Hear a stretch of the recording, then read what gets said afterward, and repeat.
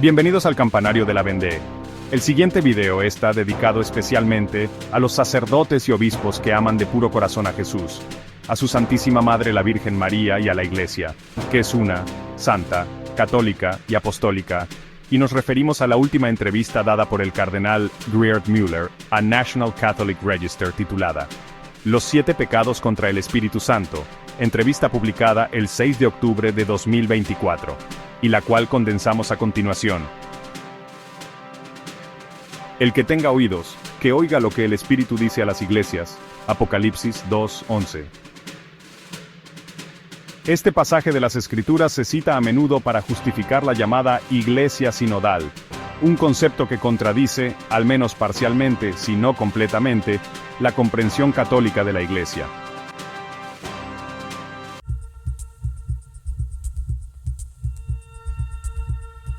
Grupos con intenciones ocultas se han apropiado del principio tradicional de sinodalidad, es decir, la colaboración entre los obispos, colegialidad, y entre todos los creyentes y pastores de la Iglesia, basado en el sacerdocio común de todos los bautizados en la fe, para promover su agenda progresista. Sus tácticas son asombrosamente similares a las de los antiguos gnósticos, sobre los que escribió Ireneo de León, nombrado doctor de la Iglesia por el Papa Francisco. A través de sus plausibilidades ingeniosamente construidas, seducen a los inexpertos y los llevan cautivos. Estos hombres falsifican los oráculos de Dios y demuestran ser malos intérpretes de la buena palabra de la revelación.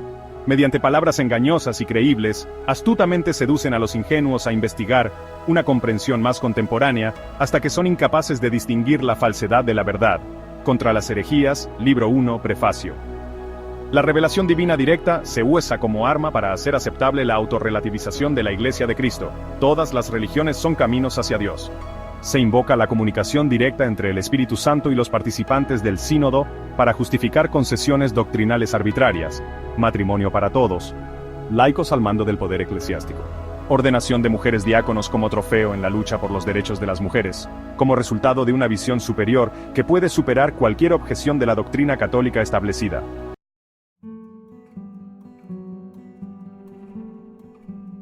Pero quienquiera que, apelando a la inspiración personal y colectiva del Espíritu Santo, intente reconciliar la enseñanza de la Iglesia con una ideología hostil a la revelación y con la tiranía del relativismo, comete de diversas maneras un pecado contra el Espíritu Santo. Mateo 12:31, Marcos 3:29, Lucas 12:10. Esto es, como se explicará más adelante en 7 aspectos diferentes, una resistencia a la verdad conocida, cuando el hombre se resiste a la verdad que ha reconocido para pecar más libremente. Tomás de Aquino, Suma Teológica Segunda de la Segunda, cuestión 14, artículo 2.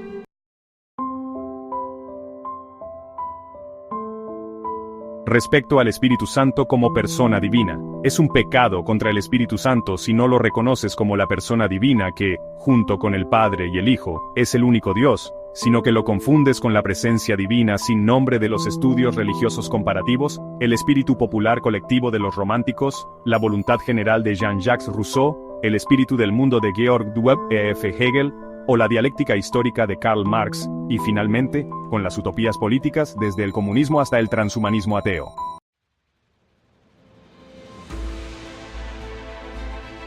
Considerando a Jesucristo como la plenitud de la verdad y de la gracia, es un pecado contra el Espíritu Santo reinterpretar la historia del dogma cristiano como una evolución de la revelación, en lugar de confesar la plenitud insuperable de la gracia y la verdad en Jesucristo, el Verbo de Dios hecho carne, Juan 1, 14-18.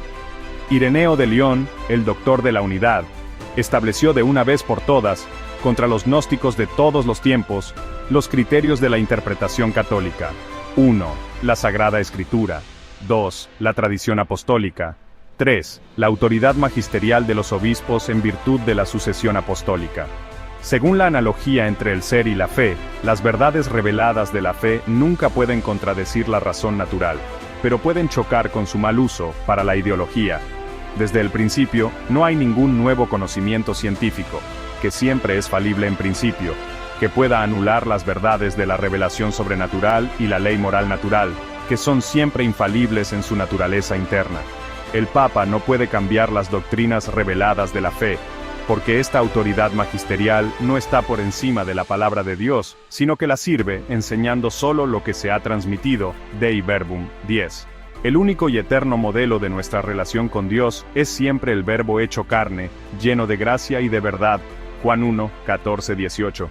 En contraste con la superioridad intelectual de los gnósticos antiguos y nuevos con su creencia en la autocreación y la autorredención del hombre, la Iglesia sostiene que la persona de Jesucristo es la verdad plena de Dios en una novedad insuperable para todas las personas. Ireneo de León. Contra las herejías, libro 4, 34, 1. Porque no hay salvación en ningún otro, pues no hay otro nombre bajo el cielo dado a los mortales por el cual podamos ser salvos. Hechos 4, 12.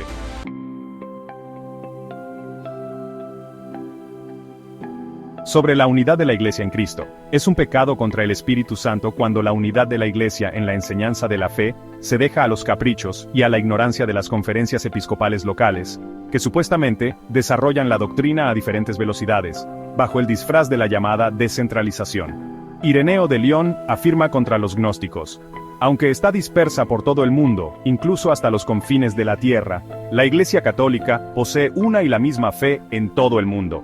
Ireneo de León, contra las herejías, libro 1, 10, 1-3. La unidad de la Iglesia universal en un solo cuerpo y en un solo espíritu, tiene su fundamento cristológico y sacramental, porque hay un solo Señor, una sola fe, un solo bautismo, un solo Dios y Padre de todos, que está sobre todos, por todos y en todos, Efesios 4, 5, 6, y es contrario a la unidad misma del Espíritu, Efesios 4, 3, enredar a los portadores de la misión general de la Iglesia, laicos, religiosos y clérigos, en una lucha por el poder en el sentido político, en lugar de comprender que el Espíritu Santo produce su cooperación armoniosa. Cada uno de nosotros, hablando la verdad con amor, crezcamos en todo en aquel que es la cabeza, esto es, en Cristo, Efesios 4:15.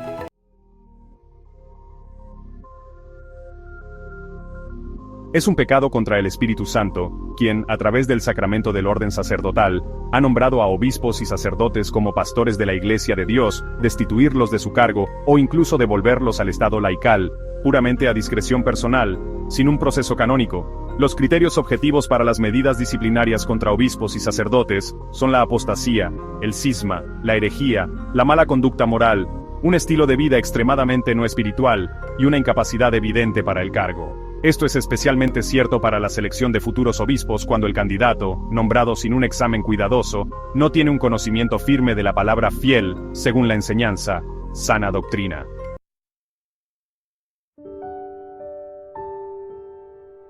Es un pecado contra el Espíritu Santo que obispos y teólogos solo apoyen públicamente al Papa cuando les conviene a sus propias creencias, cuando apoya sus preferencias ideológicas. Nadie puede quedarse callado al defender el derecho a la vida de cada persona desde la concepción hasta la muerte natural, porque el Papa es el intérprete más alto y verdadero de la ley moral natural en la tierra, donde la palabra y la sabiduría de Dios brillan en toda la creación. Si la ley moral natural, que está clara en la conciencia de todos, no es la fuente y el estándar para juzgar las leyes siempre imperfectas del gobierno, entonces el poder político se convierte en una dictadura que pisotea los derechos humanos naturales que deberían ser la base de cualquier democracia y cualquier país regido por la ley. Esto es lo que el Papa Pío XI declaró en la encíclica Mit brennender Sorge, contra las leyes raciales de Nuremberg, técnicamente legales, del Estado alemán. Es por las reglas de esta ley natural, que cualquier ley real, sin importar quién la haga, puede ser juzgada como moralmente correcta o incorrecta, y por lo tanto, sobre la autoridad que tiene sobre nuestra conciencia. Las leyes humanas que claramente van en contra de la ley natural están manchadas con algo que ninguna fuerza, ningún poder podrá jamás arreglar.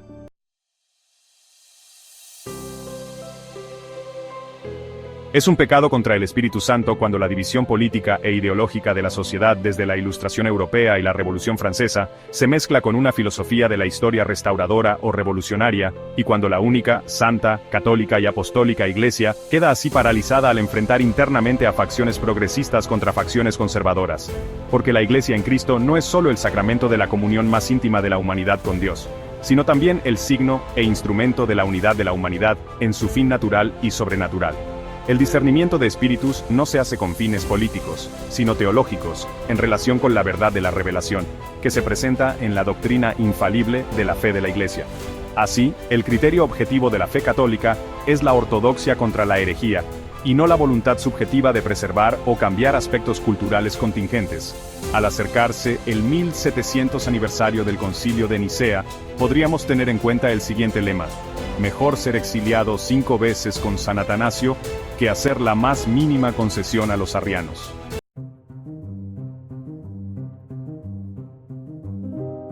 El pecado más actual contra el Espíritu Santo es la negación del origen y el carácter sobrenatural del cristianismo, para subordinar a la Iglesia del Dios Trino a los objetivos y propósitos de un proyecto de salvación mundano, ya sea la neutralidad climática ecosocialista o la Agenda 2030 de la élite globalista.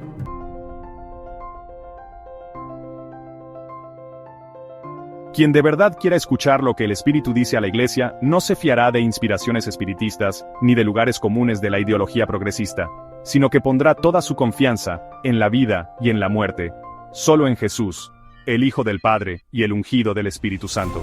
Solo Él ha prometido a sus discípulos el Espíritu Santo de la verdad y el amor para toda la eternidad.